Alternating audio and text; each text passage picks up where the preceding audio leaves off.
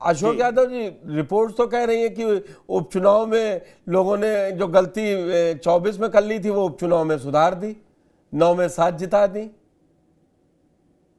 9 में 7, अब मैं कहूंगा तो कहेंगे आप हमेशा प्रशासन की ही बात आप लोग करते हैं, तो अरे 9 में भाई, से 7 सीसा कैसे मऊ जीते? करहल नहीं जीते आप।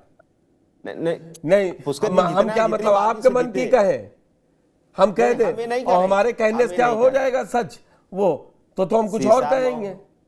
सीसा मऊ करहल की जो आपने बात किया, वहां ये जो प्रशासन योगी जी के अंडर और बीजेपी सरकार के अंडर नहीं था, वहां वो समाजवादी पार्टी के अंडर में चल रहा था। पुष्कर जी, सीसा मऊ करहल में अगर वहां भी बेईमानी नहीं होती तो जो जीत का मार्जिन था वो कम से कम 2 गुना से ज्यादा रहता। जो आपने रिजल्ट देखा ना, उसका 2 गुना से ज्यादा जीत की मार्जिन रहती। ये तो फिर बेईमानी मिल्कीपुर करने के लड़िए बाद मत। इतना सारे अपने सहूलियत से सवाल नहीं कैसे नहीं, हो सकते हैं अशोक देखिए जी? आप बताइए मुझे। हम लोग देखिए पुष्कर जी, मैं स्पष्ट बता दूं, हम लोग भारतीय जनता पार्टी के प्रशासनिक उत्पीड़न से भी लड़ेंगे, उसके बेईमानी से भी लड़ेंगे, अपना चुनाव भी लड़ेंगे, क्योंकि हम लोग समाजवादी लोग हैं, हमारे खून में संघर्ष है। हम सड़क से लेकर के सदन तक संघर्ष करते हैं, यही हमारी पार्टी की आइडियोलॉजी है। चाहे हमारे ऊपर कितना उत्पीड़न किया जाए, हमारे मतदाताओं के साथ कितना उत्पीड़न किया जाए, लेकिन हम लड़ेंगे और आखिरी तक लड़ेंगे। ये हमारी यूएसपी है पुष्कर जी।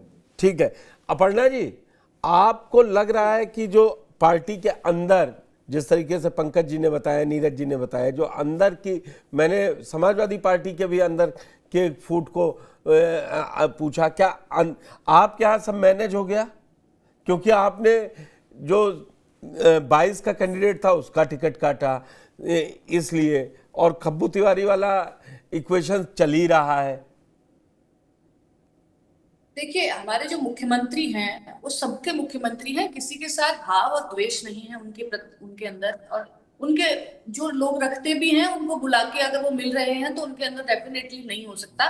ये एक तरीके से राजनीतिक कह सकते हैं, इस तरीके की खबरें हैं जो फैलाई जा रही हैं कि उनके खप्पू तिवारी के बीच में और उनके बीच में मतभेद चल रहे हैं, तो ये इस तरीके। लेकिन मैं कुछ बातों का जवाब देना चाहती हूँ। आपकी सरकार थी महोदय, तो क्या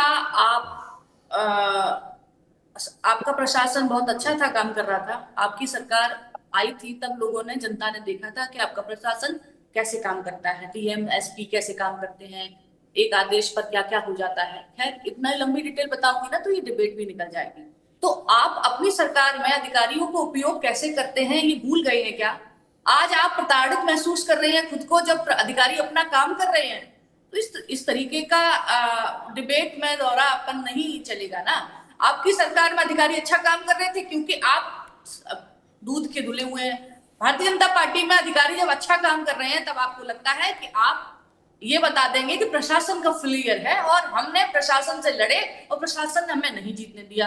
आप कह रहे हैं कि आप करहल दोगुनी स्पीड से जीत जाते, जो 2 गुने वोटों से जीतते। मैं आपको बता दूं, अब आपकी धीरे धीरे मैनपुरी में भी जमानत जब्त होना शुरू हो जाएगी। करहल जैसी सीटों पर भी आपको मुश्किल लगने लग गई है। इसका मतलब आप समझ लीजिए कि जनता का रुख विकासवाद की तरफ है, परिवारवाद की तरफ नहीं है।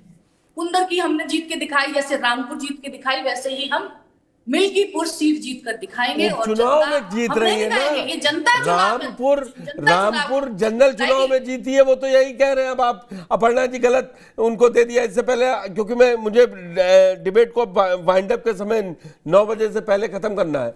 रामपुर आप उपचुनाव में जीती, वो तो कह रहे चिल्ला चिल्ला के, और रामपुर उपचुनाव जनरल चुनाव उन्होंने जीत लिया फिर, और बिना आजम खां के जीत लिया। जवाब देंगी आप? देखिए जी, हाँ बिल्कुल जीता है और इसमें कोई डाउट नहीं है। हम जीत कर आए थे, हमने जैसे कुंदर की जीत लिया वैसे मिल्कीपुर भी जीतेंगे। मैं ये कह रही हूँ आपकी आपने पंकज जी ये चुनाव क्या योगी वर्सेस अखिलेश मिल्कीपुर में नहीं हो गया है? कोई मुद्दा नहीं है, कुछ नहीं है, सिर्फ योगी वर्सेस अखिलेश है वहां चुनाव। जमीन पे आपको लगा? अयोध्या लोकसभा चुनाव जीत करके समाजवादी पार्टी कॉन्फिडेंस में थी कि अयोध्या जैसा किला जीत लिया है, उसी के तर्ज पे अखिलेश यादव ने मिल्कीपुर को भी लिया।